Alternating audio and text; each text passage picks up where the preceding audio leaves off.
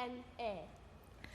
Y mae holl fanylion nodweddion cellwyd byw, planhigion, creaduriaid a dynion wedi cloi mewn moleciwl, cymegin tenau hir a elwyr yn asid deoxyribonucleic.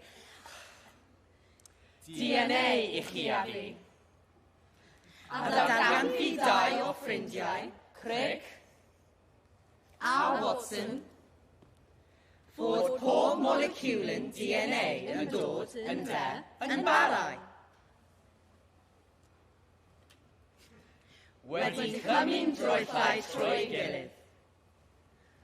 Oherwydd hyn, y mae un llinyn yn dod o'r tad, a llall o'r fam. A dyna I chi pam y gellwch chi gael troen sydd yn debyg I troen eich tad. a cheg sydd yn debyg I geg eich mam. Dyna hefyd pam nad oeddech chi fyth byddwyd maith, yn debyg ar un blodyn na'r un sgodyn chwaith.